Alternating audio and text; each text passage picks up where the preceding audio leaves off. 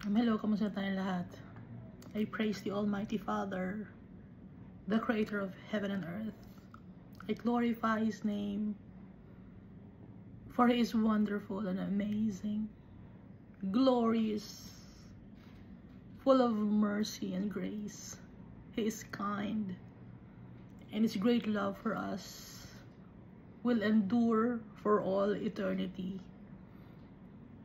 I also thank my Father for all the blessings and for sending Jesus to us to be our Redeemer, our Savior, the Lamb of God, the Messiah, the Emmanuel, who experienced what we are experiencing in this world. And Jesus, He will come again to judge the people at the last days, as what He promised, which is in the book of Revelation. I thank also the Holy Spirit for living in our hearts, for reminding us of the goodness of our Father, for reminding us of the teachings of the Lamb of God. So last time you read 2 Chronicles chapter 34 and 35. So 2 chapters na ang nakalagay ay si Josiah, the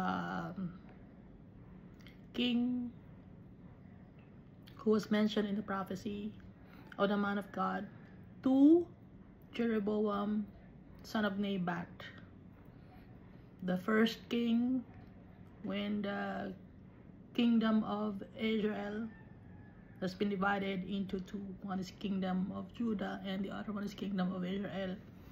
So yung ginawa na kasalanan ni Jeroboam, nilinis ni Almighty Father through His servant, si Josiah. So ang tagal ng years nang dumating, no? Bago ipinanganak si Josiah. He started to reign as king when he was 8 years old. And he's from the tribe of Judah, lineage of David. So itong si Josiah, wala na yung kingdom of Israel dahil nilipat na yung mga tao, inalis yung ibang mga tao, dinala sa Assyria. So itong si Josiah, nakapunta siya ngayon sa kingdom of Israel na sakop. So wala lang kingdom of Israel. So ano na lang natira doon yung mga tao, pati na yung mga land. At iba na ang mga nakatira doon. Hindi na pure na 12 tribes of Israel. May iba-iba ng mga lahi ang nakatira na inilipat ng king of Assyria sa kingdom of Israel. Kaya itong si Josiah, nakapasok siya sa kingdom of Israel. Dahil king naman si Josiah sa kingdom of Judah and Jerusalem. Pero nakapasok siya sa kingdom of Israel because wala na, hindi na nag-exist yung kingdom of Israel. Tinanggal na ni Almighty Father because of the transgressions of the leaders of the land.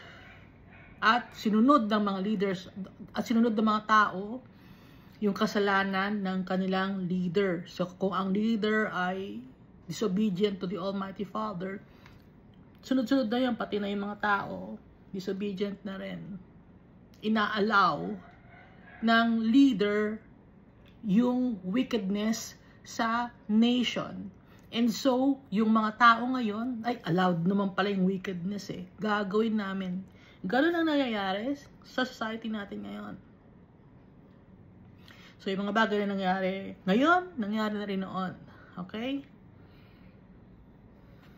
So, nakapunta siya, si Josiah, sa Manasseh, sa Ephraim, sa Simeon, at sa Naphtali na inheritance na land. At doon sinira yung mga mga statues, mga idols, mga carved images, wooden images, molded images, pati na yung sacred pillars. Tsaka yung mga high places for pagan worship. Dinurog, no? Ginawang abo at ikinalat sa Brook Kidron, nakalagay sa 2 Kings. And then nakita nila yung Book of Law, ipinakita ni Almighty Father sa priest na si Hilkiah, habang inaayos yung temple, nireconstruct, nililinis, tinatanggal yung mga bagay na idinagdag ng ibang mga king doon sa Temple of God, tinanggal, nilinis, no? Binabalik sa original state nung time na parang kay King Solomon.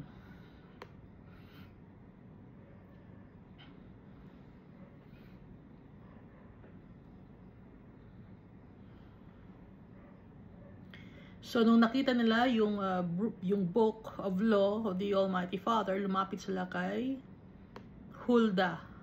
At humingi sila ng advice. Si Huldah, isang prophetess of the Almighty Father. At sinabi ni Huldah na yung mga nakalagay sa Book of Law, mangyayari yon, yung mga tribulations ng mga tao, yung curse, yung parusa ni Almighty Father, yung calamity, mangyayari yon.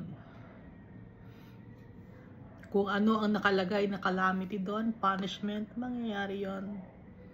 Ang sabi ni Almighty Father kay Huldah, na si Huldah naman, nirelay niya sa mga servants of the king, ni King Josiah.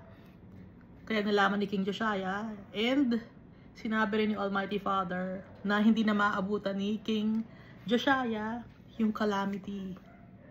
Dahil mahihirapan ang mga tao at mahal ni Almighty Father si King Josiah because he obeyed the Almighty Father. Kaya iniwas ni Almighty Father si Josiah sa pain and suffering na mararanasan ng mga tao.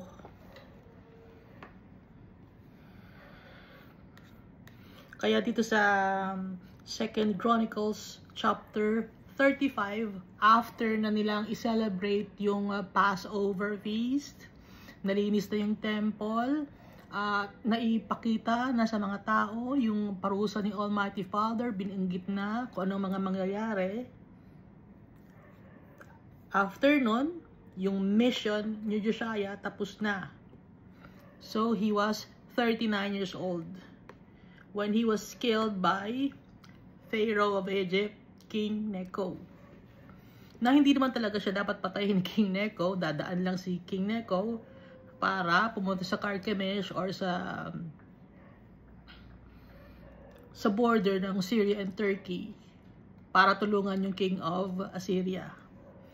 Pero ayaw ni Josiah padaanin yung si King Necho, at inalaw ni Almighty Father na mangyari yon para may way si Almighty Father para pauwiin na si Josiah at mag-rest na sa kasama ang kanyang mga fathers, no? Ang kanyang mga fathers ay si David, of course, dahil galing siya sa lineage ni David.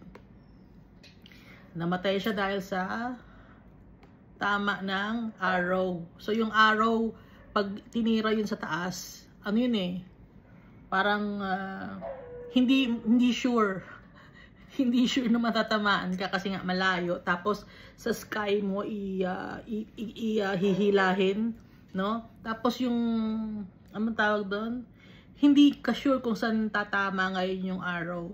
Ngayon inalaw ni Almighty Father na tumama yung arrow kay King Josiah at nasugatan si King Josiah. Ngayon, nung nasugatan si King Josiah, maraming dugo, inilipat siya ngayon ng ibang chariot dahil naka-camouflage siya or para hindi siya makilala ni King Necho dahil ayaw siyang kalabanin ni King Necho. So nag-disguise siya, no?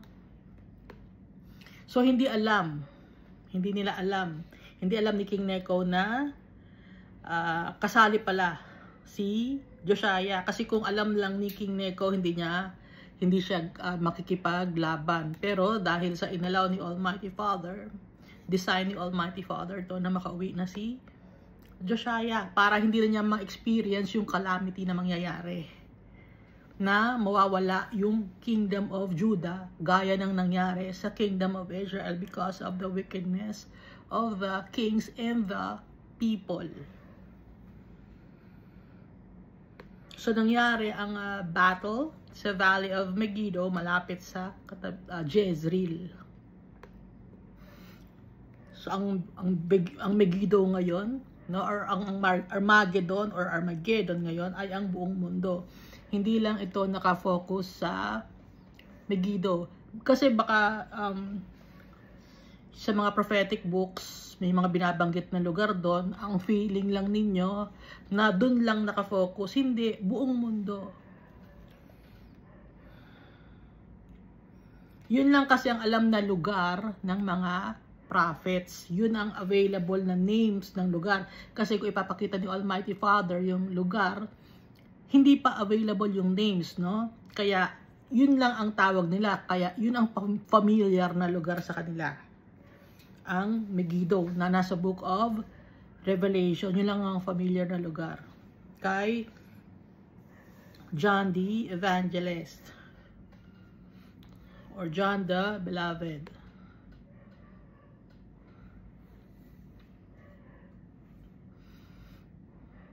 Kasi nga dito sa Valley of Megiddo at saka sa Jezreel, laging may away. Ngayon, saan ngayon laging may away? Sa Megiddo ba? Sa Megiddo ngayon walang tao, no? Parang malaking place lang yon. Saan ang maraming tao na lagi nag-aaway-away? Sa buong mundo. Kapitbahay mo, gano'n. Sa kalye, away agad. Yon. Buong mundo ang Armageddon or Armageddon. So namatay si King Josiah. So nung time na to, prophet na si Jeremiah. So Jeremiah also lamented for Josiah. So nung ka-contemporary ni Josiah si Jeremiah, so si Jeremiah naman may sarili siyang mga pinagdadaanan na inuutos sa kanya ni Almighty Father.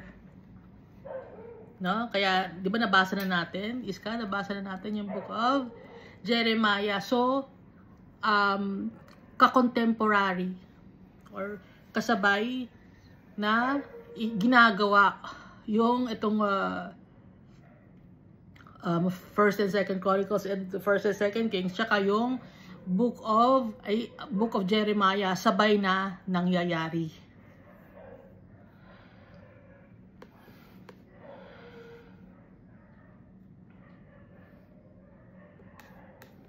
Kaya nakauwi na si Josiah. So si Josiah, ang after ni Josiah, dito sa 2 Chronicles chapter 36 na tayo. Nasa 2 Chronicles chapter 36 tayo. Ito yung last chapter ng 2 Chronicles. Yung 2 Chronicles chapter 36. So binabanggit ngayon dito yung king after ni King Josiah. Sino ba yung king na pumalit kay Josiah? So, basahin natin ha. Then the people of the land took Jehoahaz, the son of Josiah, or Josiah, no, and made him king in his father's place in Jerusalem. So, makikita natin dito laging mga anak ang ipinapalit or kapatid. Pero, hindi ipinapalit ay commander.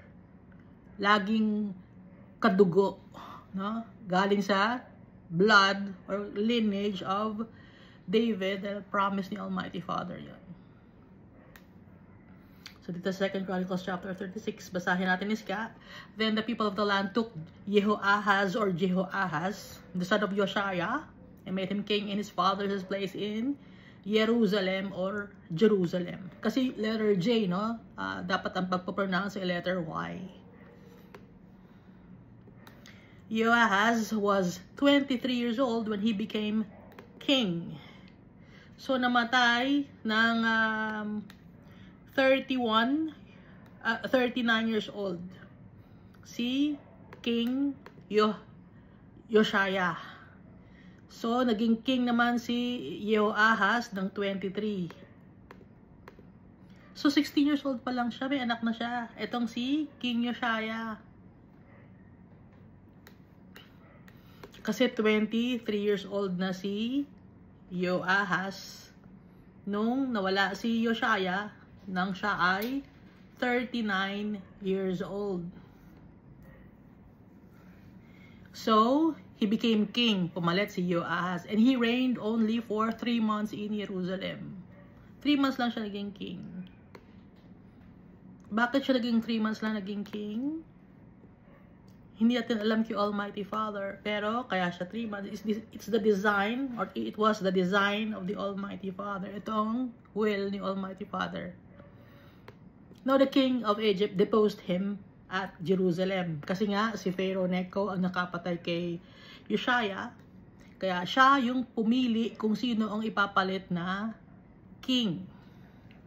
Now, the king of Egypt deposed him at Jerusalem, and he imposed on the land a tribute or magbabayad ng tax ngayon ang Judah or Jerusalem of 100 talents of silver and a talent of gold. Nabanggit din sa 2 Kings, no? Then the king of Egypt made Jehoahaz's brother Eliakim king over Judah and Jerusalem, and changed his name to Jehoiakim. And Necho took Jehoahaz's brother and carried him off to Egypt. Ang pumalit kay King Josiah, yung kanyang anak na si Jehoahaz. Pero, ang ginawa ni King Necho, or Pharaoh Necho, ginuha niya si Jehoahaz, na anak ni Josiah. Ang ipinalit na king ni King Necho ay si Eliakim or Jehoiakim. Iniba ni Pharaoh Necho ang name ni Eliakim. Ginawa niyang Jehoiakim. So, magkapatid sila. Pero, magkaiba ng nanay. Pero, yung father, sa blood, dahil doon naman talaga lagi patriarchal tayo, no? Sa father lagi, kaya nga yung mga surname natin galing sa mga fathers natin dito sa mundo. Dahil, bakit? Galing sa fathers ang surname natin or ang pangalan natin. Yung father ang provider.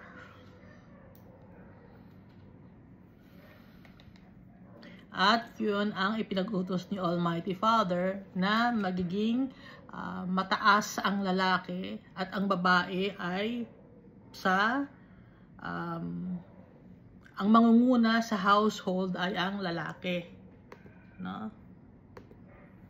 Kaya kung napapansin niyo, hindi masyado nababanggit ang mga pangalan ng mga babae dito sa Bible, unless na lang na may mga ginagawa si Almighty Father na may ginagamit din ng mga women, gagaya ni Huldah na isang prophetess, si Miriam na kapatid ni Moses, isang prophetess din. Si Deborah din, ano?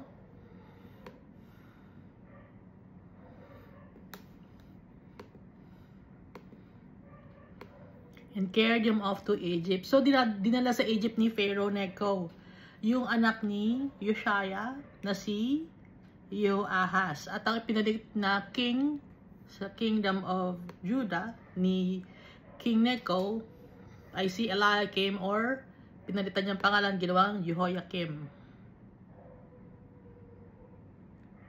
Kaya 3 months lang si Jehoahaz naging king.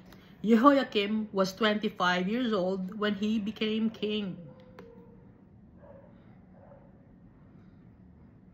Si Jehoahaz 23, mas bata. Itong si Jehoiakim mas matanda. So, 14 years old lang. Naging tatay, itong si Josiah. Tatay na siya, 14 years old pa lang. Kasi 25 years old na yung anak niya, si Jehoiakim. Older than Jehoahaz by 2 years. So, nung time na 16 years old si Josiah, anak niya na si Jehoahaz. Pero, nung time na siya ay 14, anak na niya si Jehoiakim. And he reigned 11 years in Jerusalem. Itong si Jehoiakim. And he did evil in the sight of the Lord his God. Laging binabanggit he did evil. Bakit evil? Kasi sumasamba sa mga abominations. Ibinabalik. Kahit tinanggal na ni Josiah, ibinalik yung abominations. Paulit-ulit ang kasalanan ng mga tao. And up to now. Verse 6. Nebuchadnezzar, king of Babylon, came up against him and bound him in bronze fetters to carry him off to Babylon. So, noong time na to, nabasa na natin, di ba? Na si king of Babylon na si Nebuchadnezzar, sa book of Daniel, under ng kingdom of Israel, si Daniel, na siya ay nagtatrabaho na sa kay King Nebuchadnezzar. Ngayon, si King Nebuchadnezzar naman, kinuha si Jehoiakim. Inilagay ng Pharaoh of Egypt si Jehoiakim, pero ang ginawa ng King of Babylon, kinuha niya si Jehoiakim. Bound him in chains or bronze fetters to carry him off to Babylon. Nebuchadnezzar also carried off some of the articles from the house of the Lord to Babylon and put them in his temple at Babylon. So yung articles or yung mga gamit sa temple of God, plundered by Nebuchadnezzar through his officer Nebuzaradan na nabasa natin, di ba? Ang nabasa natin is Now the rest of the acts of Jehoiakim, the abominations which he did, and what's found against him, indeed they are written in the book of the kings of Israel and Judah. Then Jeconiah or Jehoiakim, his son, reigned in his place. So after ni Jehoiakim, inuwi siya ni Nebuchadnezzar, kinuha siya ni Nebuchadnezzar. So ngayon, ang pumalit na king of Judah ay si Jehoiakim or Jeconiah or Coniah. So dito si Coniah or Jeconiah, siya yung king kung saan galing yung lineage ni Jesus. Siya si Coniah na binanggit sa book of Matthew. So, ang naging king ay si Jehoiakim. Pero, konti lang ang pag-reign niya as king. Jehoiakim was 18 years old na nakalagay sa 2 Kings chapter 24 verse 8, no? Pero nakalagay dito sa 2 Chronicles chapter 36, 8 years old siya nang naging king siya. And he reigned in Jerusalem 3 months and 10 days. And he did evil in the sight of the Lord. At the turn of the year, King Nebuchadnezzar summoned him and took him to Babylon with the costly articles from the house of the Lord. So, kinuha din si Coniah or Jeconiah ni King Nebuchadnezzar, dinala sa Babylon. And made Zedekiah or Mataniah, his brother, Jehoiakim's his brother, king over Judah and Jerusalem. Kapatid ni Jehoiakim.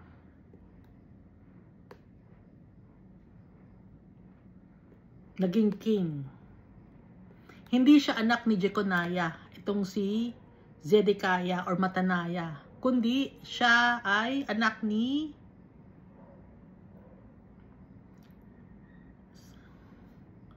kapatid siya ni Jehoiakim or Eliakim.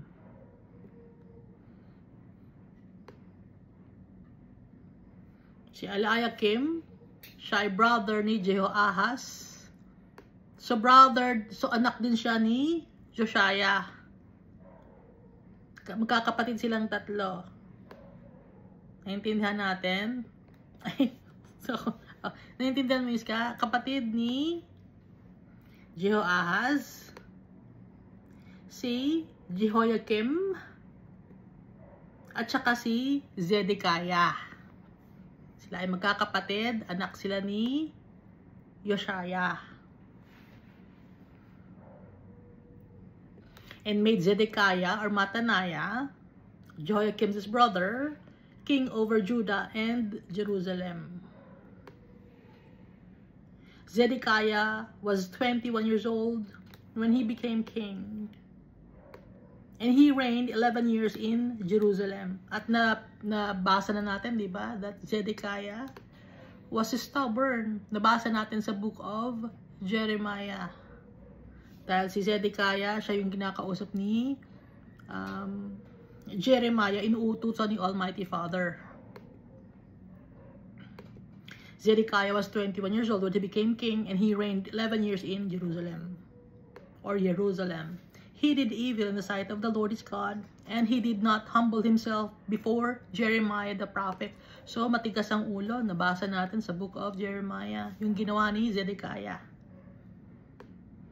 who spoke from the mouth of the Lord.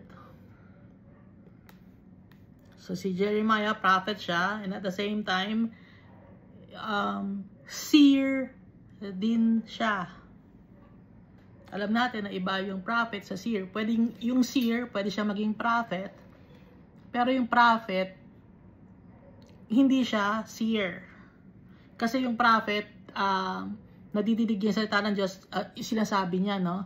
Yung seer, iba naman ang seer naman, nakikita niya yung past, present, and future. So, yun yung pagkakaiba. At, nakikita nga niya, tapos, mas, si Moses, siya isang, hindi lang prophet si Moses, isa rin siyang seer. Si Miriam, prophet siya, prophetess. Zihulda, prophetess. Not necessarily a seer. No? Si John the Evangelist or John the Baptist, seer siya at saka prophet. Huh? Nakikita na natin yung difference, Iska. Oh. So, itong si Zedekiah, the last king of Judah, he did evil in the sight of the Lord his God, and did not humble himself before Jeremiah the prophet, who spoke from the mouth of the Lord. He also rebelled against King Nebuchadnezzar, who made him swear an oath by God, but he stiffened his neck and hardened his heart against turning to the Lord God of Israel. Moreover, all the leaders of the priests and the people transgressed more and more. So, mas lalong nagkaroon ng kasalanan ang mga tao. Binigyan na sila ni Almighty Father ng warning, no? Binigyan na sila ng warning ni Almighty Father nung time ni Josiah. So, ilang years lang bang nakalipas nung nangyari ito na maging king si Zedekiah? So, kwinenta ko. Kung 3 months naging king si Jehoahaz, tas 11 years si Jehoiakim, and then 3 months lang itong si Jeconiah or Coniah, itong si Zedekiah naman ay 11 years.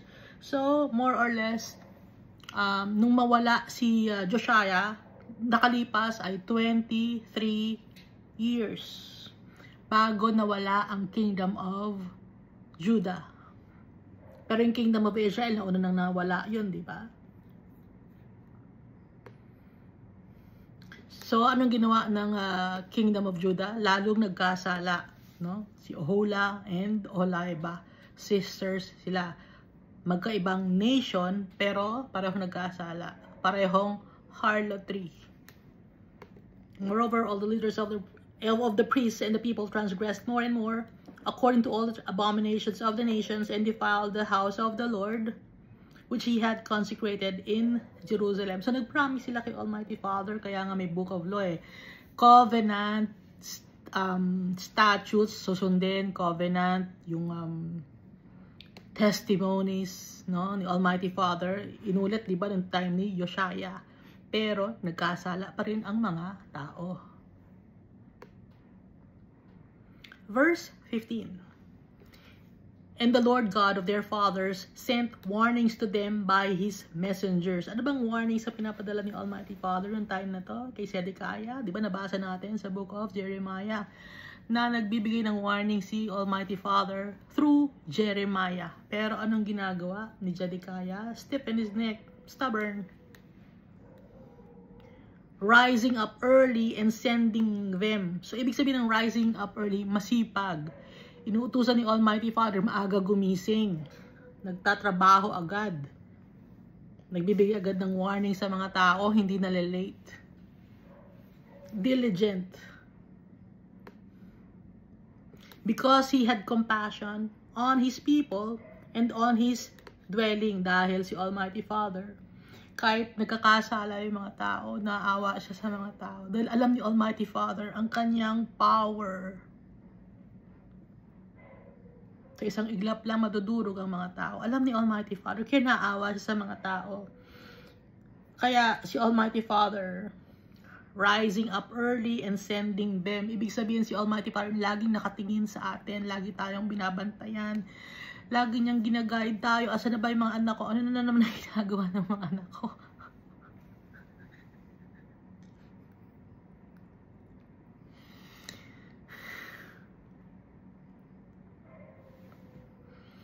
Ano na ginagawa ni Iska? Yung mga anak ko.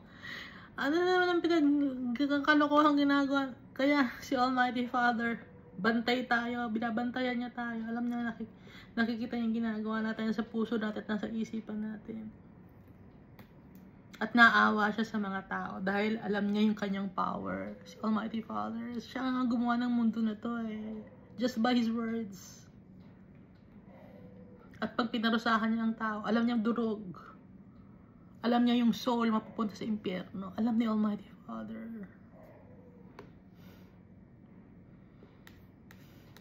At ngayon, hanggang ngayon, nagkakasala pa ng mga tao, stubborn people. Sinasabihan na kung ano yung mga bagay na ayaw ni Almighty Father. Ayaw sumunod ng mga tao. Sinusunod nila ang kanilang sarili. Sariling laman. Lust of the eyes, lust of the flesh, and the pride of life. But they mocked the messengers of God. Minamock, pinagtatawanan. Inaalipustan nila. Despised His words. Galit sila sa salita ni Almighty Father. Sa mga paalala ni Almighty Father, inaayawan ng mga tao. And up to now, inaayawan ng mga tao ang salita ng Diyos. Pag nagbigay ka ng warning sa mga tao, sasabihin ng mga tao, ba't ganyan ka? Judgmental ka. Hindi yung judgmental. It's a warning of the Almighty Father.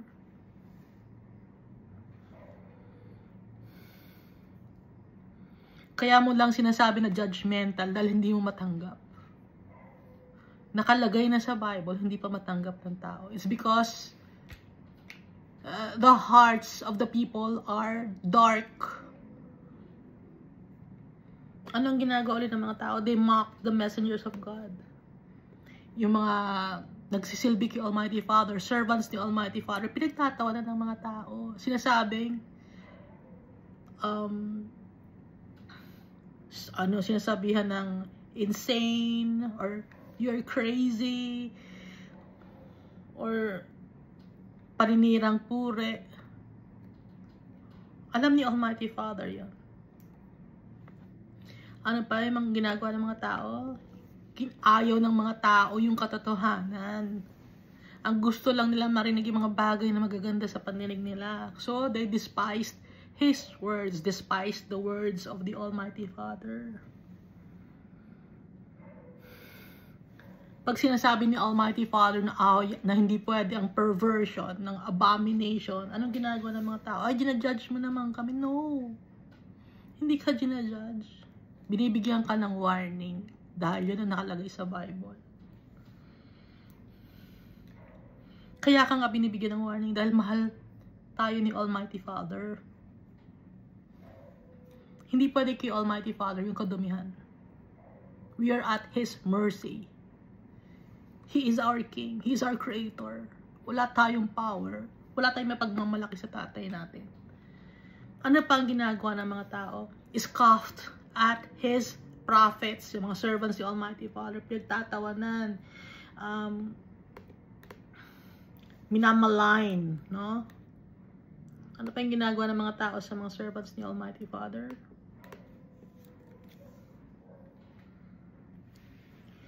Snarl, inaaway,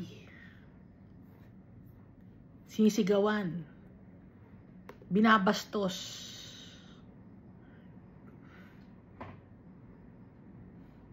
minamaliit, inaalipusta, tinutukso na mga baliw, na mga judgmental, na mga kasinungalingan.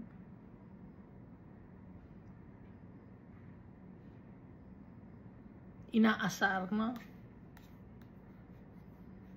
Ganun ang ginagawa ng mga tao sa mga prophets ni Almighty Father, sa mga servants ni Almighty Father. True servants of the Almighty Father. Kasi may mga servants na hindi naman totoo.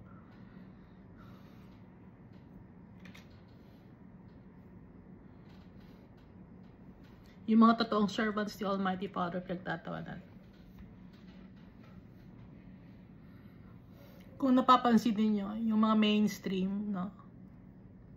Tanggap ng tao yon. Yung mga mainstream, yung mga sikat, tanggap ng mga tao. Ba't sila tanggap ng mga tao? Kasi sinasabi lang nila yung magaganda sa paningin or sa pandinig ng mga tao. Kaya validated ng mga tao. Yung ganda lang magsalita nito. Tama yung sinabi niya. Validation of people. Kaya tanggap ng mga tao. At yung mga validation of people, yung mga tao naman na yon, mga wicked naman yon. Hindi, mahal tayo ni Almighty Father kahit iba ang gender natin, kahit hindi tayo, kahit pinanganak tayo ng babae, pero tanggap niya tayo kahit umarte tayo ng lalaki. or makipagrelasyon tayo sa kapwa natin gender. Tanggap tayo ni Almighty Father. Mahal niya tayo. Hindi totoo yun. Tanggap tayo ni Almighty Father kung tanggap natin ang truth. Ngayon yung mga tao hindi matanggap ang katotohanan. Hindi pwede si Almighty Father sa kadumihan. Nakalagay sa Bible lagi, di ba? Perversion. That's perversion. Yung pag sila yung perversion, yung truth, tinitwist. Bakit tinitwist ng mga tao yung truth? Para lang sa kanilang gusto na mangyari sa buhay nila. Dahil ang namamayani sa tao, yung flesh. Kaya hindi tanggap tayo ni Almighty Father, papalagarap naman tayo ng pagmamahal sa buong mundo. Hindi tayo nandiya-judge, tanggap natin kahit ano ka, binary ka, trinary, quaternary. Dalawa lang ang gender, babae at lalaki lang. Dalawa lang ang sex, babae at lalaki lang.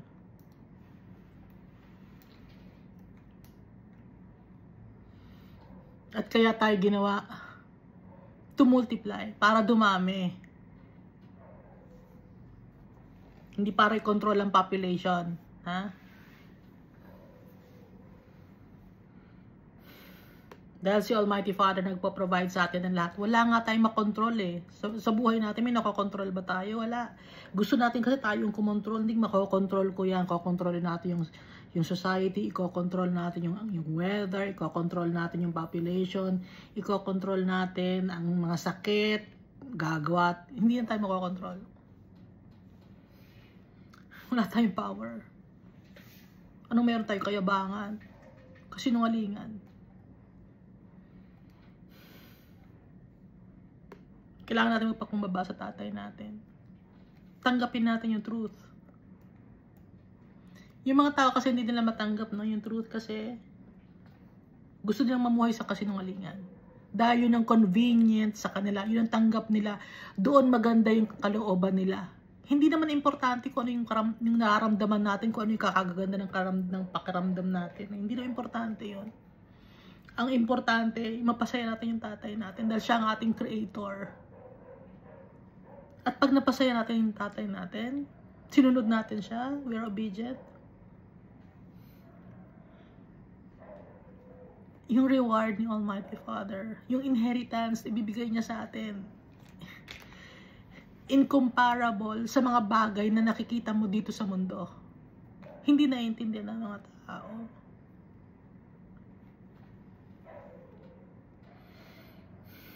Kaya ngayon, si Almighty Father galit. Noong time na to, nagkakasala ang mga tao. Galit si Almighty Father. At ngayon, nagkakasala na naman ang mga tao.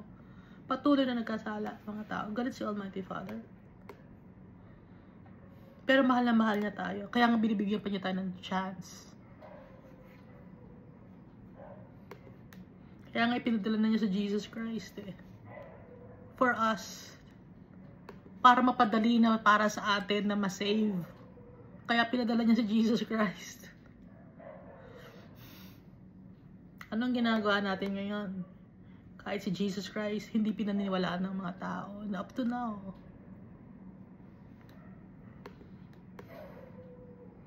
Until the wrath of the Lord arose against His people, till there was no remedy.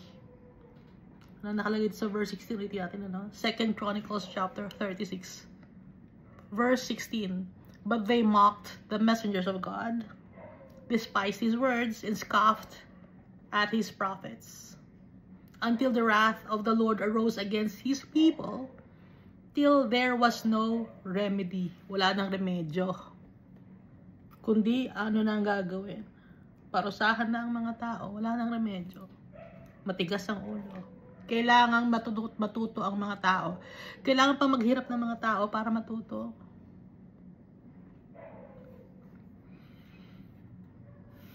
So, nung time na to, kailangan mahirapan yung Kingdom of Judah and Kingdom of Israel para matuto. At ngayon, marami naman kasalanan ng mga tao sa pagdating ni Jesus Christ. Kailangan matuto. So, yung mga trials and tribulations sa pinagdadaanan natin ngayon, calamity na ito ni Almighty Father. Hindi nyo nararamdaman, hindi nyo alam. Yung inflation, calamity na yan. Mga sakit, calamity yan. Why? It's because of the people.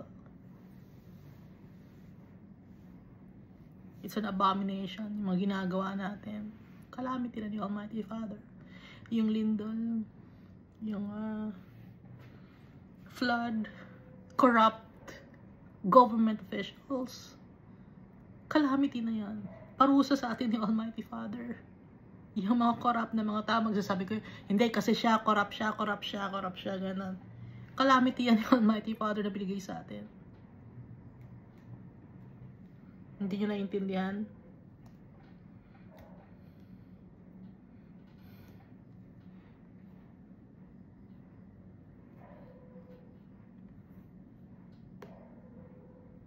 Parusa ng Almighty Father, kaya corrupt ang government. Dahil corrupt din tayo, yung society natin, punong-puno tayo ng kasalanan, puno tayo ng kayabangan, idolatry, sinisira natin yung sarili nating katawan. Kinalimutan natin yung tatay natin. Naninirang puri tayo, nanchichismis tayo ng tao. Pumapatay tayo ng tao. Sa pamamagitan ng tingin, pumatay ka ng tao. Inirapan mo lang yung tao ng gano'n. Ay, walang kwentang tao to. Kasala na tayo kay Almighty Father nun.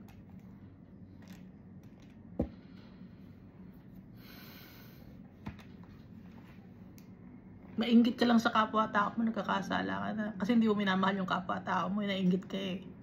Kasi kung mahal mo yung kapwa-tao mo, hindi ka maiinggit. Matutuwa ka, ay, thank God, pinagpapala si brother. Thank God, pinagpapala si sister. Hindi eh. Ay, pangit-pangit naman yan eh. Ganun tayo, no? Ugali ng tao. Madumi. Ano naman siya eh. Kaya lang naman gumanda yan dahil ganyan yan eh. Inggit yon. Kasalanan ng tao yon. Masama ang ugali ng tao. Makakita lang ng ang tao kasi maghahanap ng kapangitan sa kapwa-tao, na Oh, maganda nga siya, mataba naman. Wala rin. Ugaling tao. Masama ugali ng tao. Ay, ano yan? Kaya lang naman gumanda yan dahil may ginawa lang yan. Kaya gumanda yan. Inggit ang nasa puso ng tao. O, tingnan mo yung si Iska, naka-lipstick pa yan. Tingnan mo, tanggalin mo yung lipstick yan. Pangit niyan.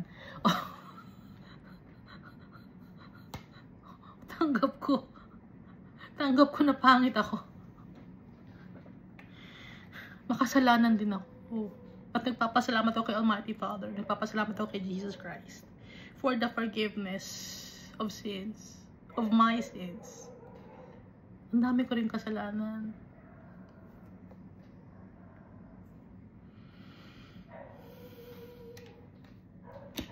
Pero si Jesus, willing siya to forgive us because He is also God like the Almighty Father. Tuloy natin. 2 Chronicles chapter 36 verse 17. Therefore, He brought against them the king of the Chaldeans. Nakita ninyo?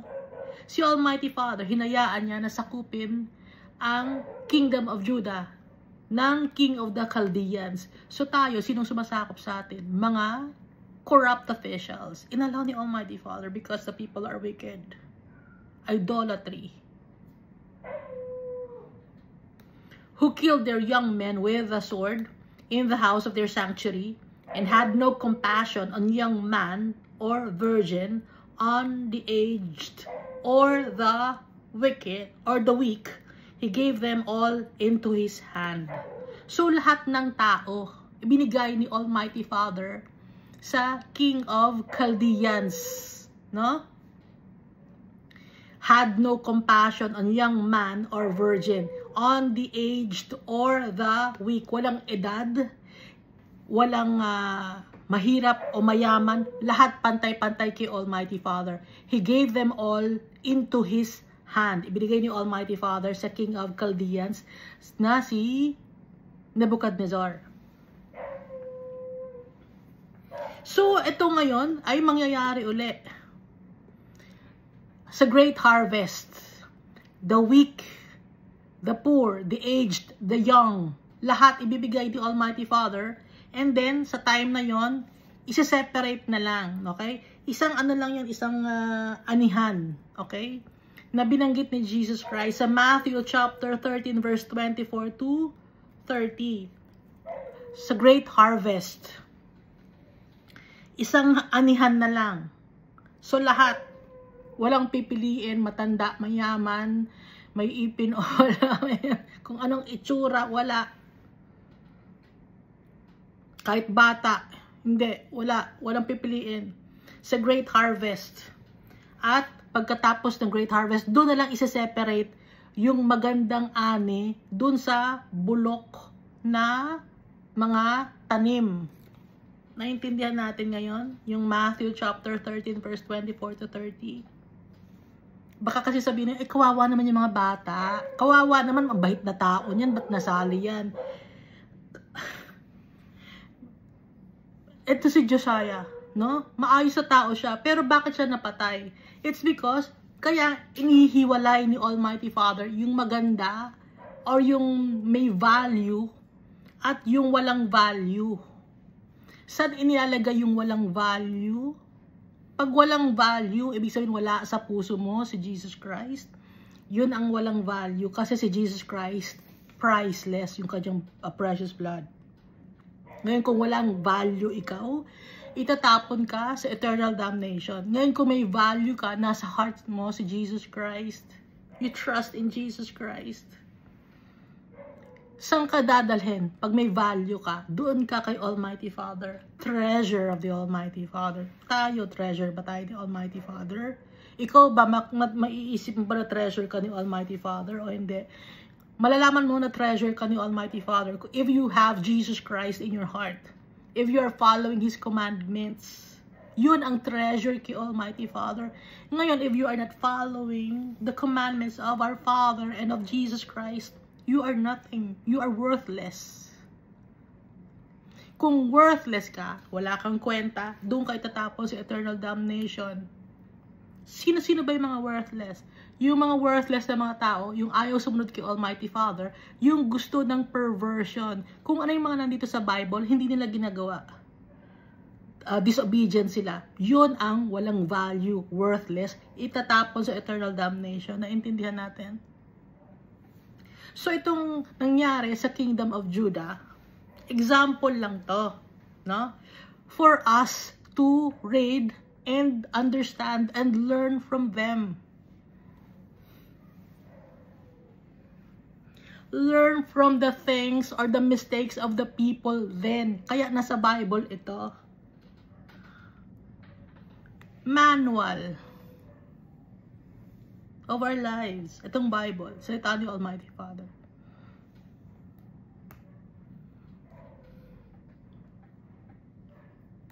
Naiintindihan natin? Iska, naiintindihan mo siya sabi mo.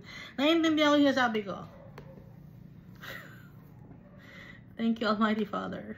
Dahil pinapaintindi mo sa akin. Dahil hindi ko ito maintindihan kung hindi pinapaintindi ni Almighty Father. Through the power of the Holy Spirit. Kasi ako on my own, I'll never understand this. On my own.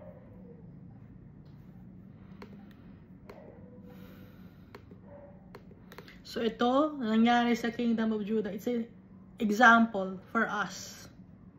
So anong nangyari sa Kingdom of Judah? Anong nangyari? Ibinigay sa kaaway.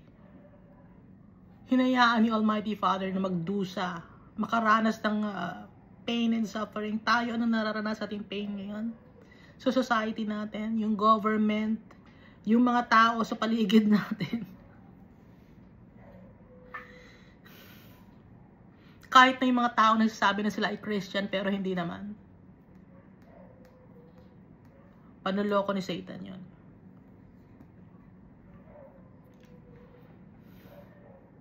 Hindi porke ikaw ay sinabi mo na ako ay isang Christian ka na.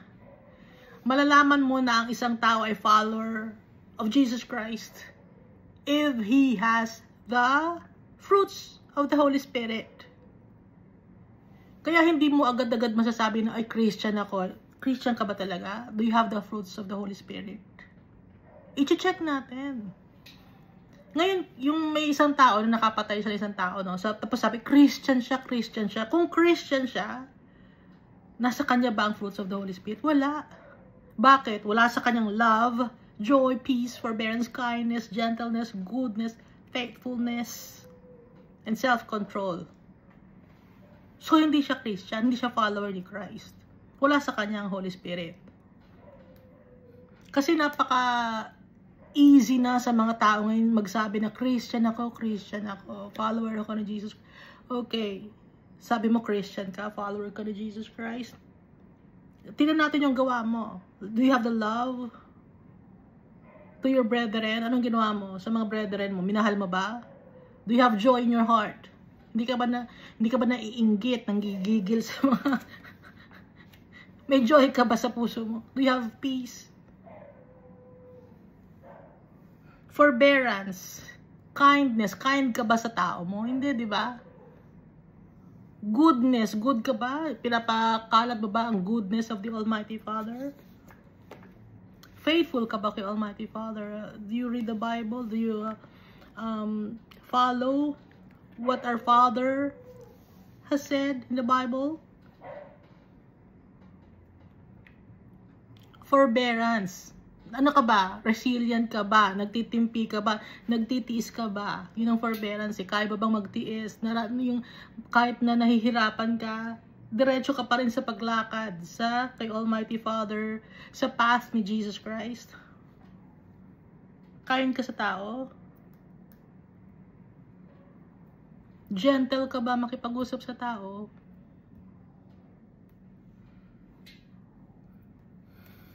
At may self-control ka ba? Kung wala kang ganon, wala sa'yo ang Holy Spirit, hindi ka follower ni Jesus Christ. Wala kang fruits of the Holy Spirit.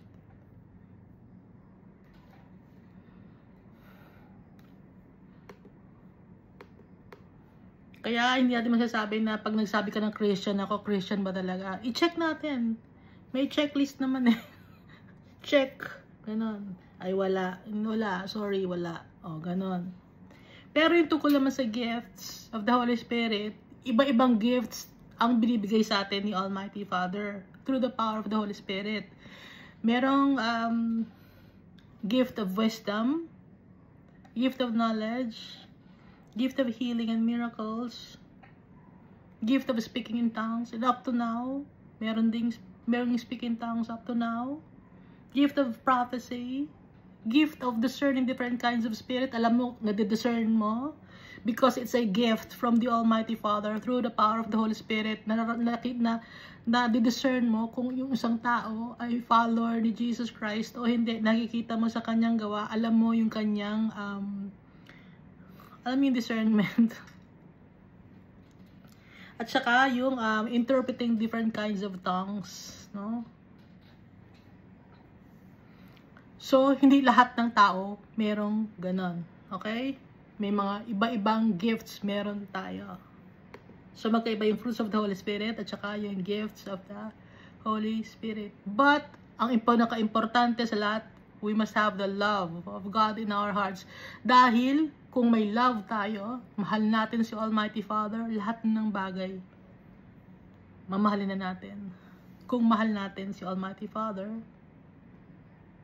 kapitbahay mo, mahal mo na, no? Mahal mo, ibig sabihin na nirespeto mo, no? Yung mga tao sa kalye, hindi mo aawayin, hindi ka maninira, hindi ka mag-iisip ng masama. Puro kabutihan. So ituloy natin, ano? Ay, verse 17 pa lang pa. Therefore he brought against them the king of the Chaldeans, who killed their young men with a sword in the house of their sanctuary, and had no compassion on young man or virgin, on the aged or the weak.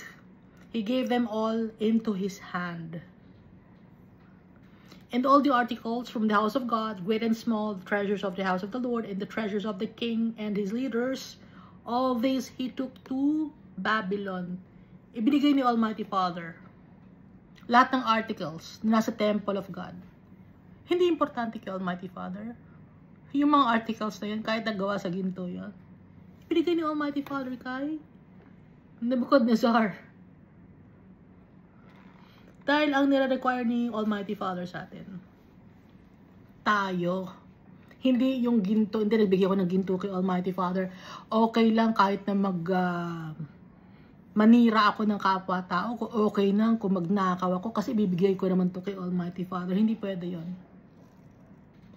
Hindi, corrupt ka tapos malaki ang ibigay mong donation kay Almighty Father. Hindi pwede yon. Hindi kailangan ni Almighty Father ng pera. Ang kailangan ni Almighty Father, dapat, tayo, diretso sa paglalakad nang naaayon sa gusto niya. Dahil hindi mo kang pera si Almighty Father, hindi mo kang pera si Jesus Christ.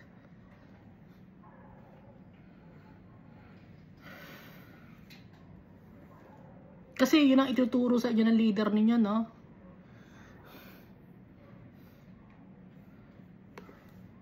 Si Almighty Father, basura sa kanya yung mga bagay dito sa mundo, yung ginto, basura sa kanya yun. Si anong treasure niya? Tayo nga eh, ha? Huwag makulit. Sino bang kausap ko? Iska! Mag-isa ka na nagsasalita. Wala nakikinig sa'yo. Sino ang kausap? Sarili ko ang kausap ko. Iska, tayo ang treasure ni Almighty Father. And all the articles from the house of God, great and small, the treasures of the house of the Lord, and the treasures of the king and his leaders, all this he took to Babylon. Then they burned the house of God. Inalaw ni Almighty Father. Hindi importante kay Almighty Father yung temple na pinagawa ni Solomon. Broke down the wall of Jerusalem. So ito yung time na after na, di ba, nasira, nasa book of Ezra and Nehemiah, na nire-rebuild ni Ezra and Nehemiah, no? Yung house of God at yung wall ng Jerusalem.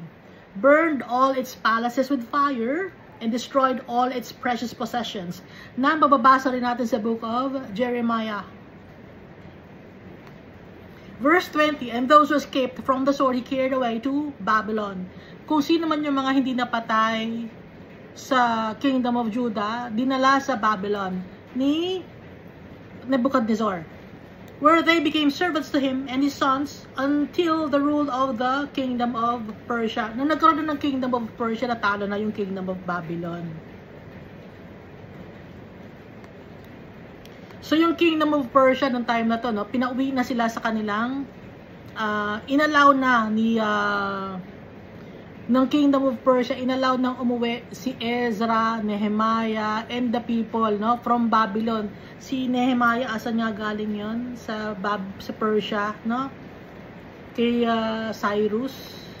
Nehemiah, Cyrus.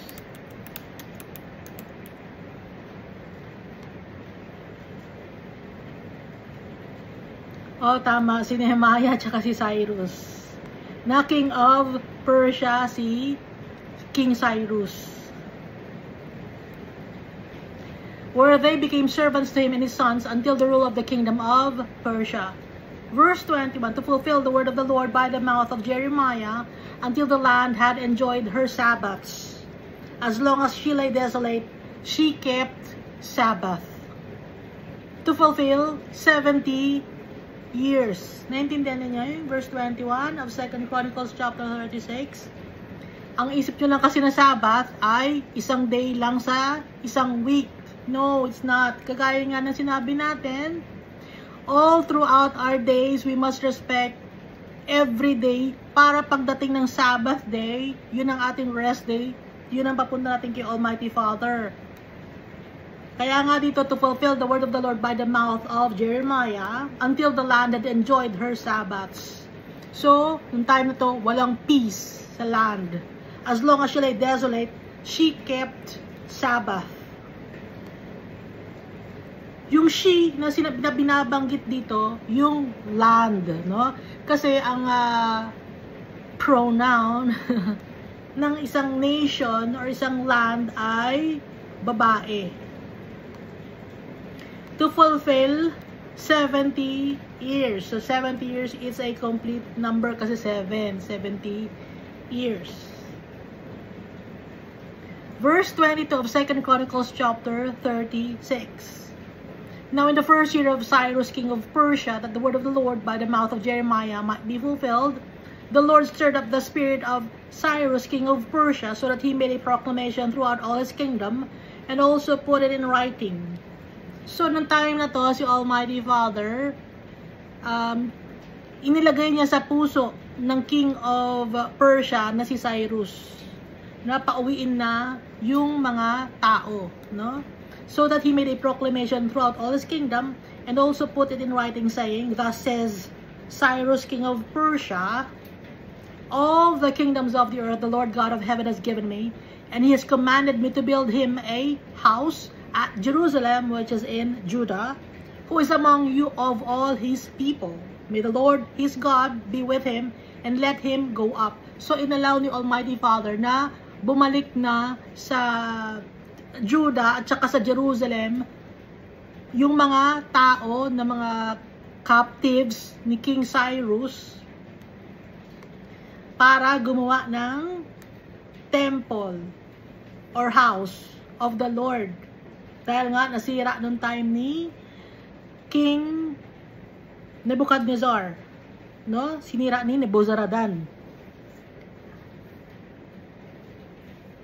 So kaya nakabalik si Ezra and Nehemiah.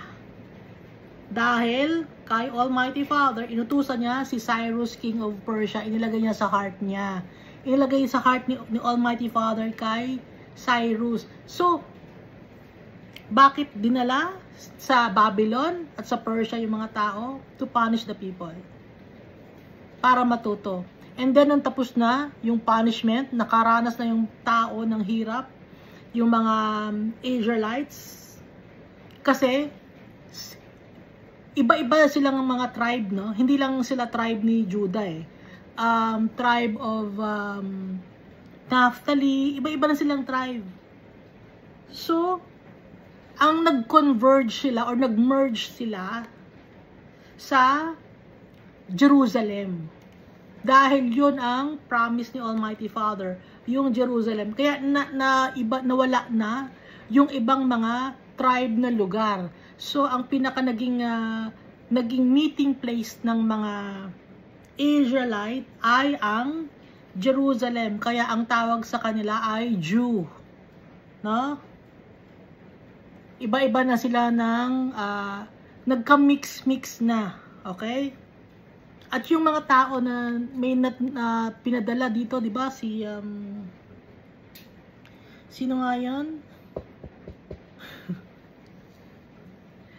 May pinadalang sa Kingdom of Israel nung sinakop ng King of Assyria. Di ba may mga pinadala ng ibang lahi na dun tumira sa lugar ng Kingdom of Israel?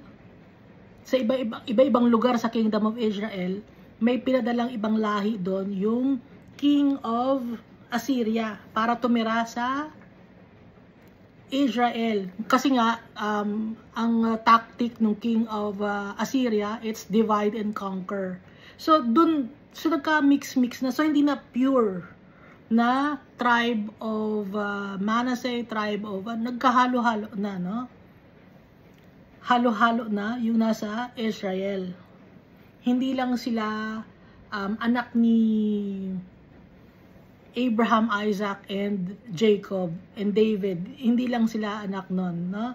Nila, kundi halo-halo na.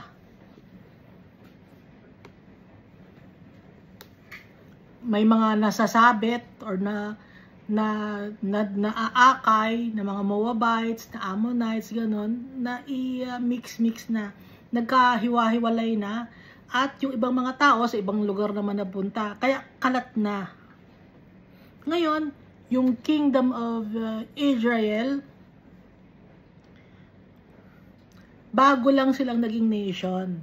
Itong 1948 lang. May of 1948. So, before May 1948, noong time ni Jesus, no? Hindi sila Nation of Israel or Kingdom of Israel. Sila ay under the Roman Empire. Dahil, ba't ganon? Pinarusahan nga sila ni Almighty Father. Kaya nung dumating si Jesus, under the Roman Empire, ang Israel, ang Jerusalem. Tapos, noong 1948, before 1948 of May, ang nagro-rule sa Israel was Britain. Ngayon lang naging nation ang Israel, gaya ng ibang mga countries. Lately lang, no? Ditong ano lang. Ano bang tawag dito? 20th century? Ano? Naging formal. 20th century ba tawag doon? Siyempre walang sasagot ako. Mag-isa lang ako dito. Pag may narinig akong boses, siyempre magugulat. Ba't yung boses? So Iska, ito yung 2 Chronicles chapter 36. Si Almighty Father, hindi siya nagbabago. Ang dami ng mga kings ang dumating, they come and they go. Mga tao, wicked and people who are obedient to the Almighty Father, madami, paiba-iba. Pero si Almighty Father is still the same. He's faithful, He's just, He's righteous, He's holy. He's amazing. He's our Creator. At ipinadala ni Almighty Father si Jesus Christ para madali na para sa atin. Kasi ayon ni Almighty Father, laging binibigyan tayo ni Almighty Father, baka nahihirapan ang mga anak ko. Gusto kong maging mabadali na lang, hindi na mahirapan ang mga anak ko, hindi na maghahanap ng mga animals or magbabayad ng mga animals, hindi na magpupunta sa temple, ilalagay ko na lang yung temple sa heart nila, doon ako magtitira sa heart nila, hindi na sa temple, kasi kung sa temple, lalayo pa sila, magta-travel pa sila, ayoko mahirapan yung mga anak ko. Ganun kabuti si Almighty Father. At si Jesus Christ, He died for all the people. And His precious blood is powerful up to now. So ilang years na nagdaan niya. It's powerful. Jesus Christ. Thank you, and God loves us all so much.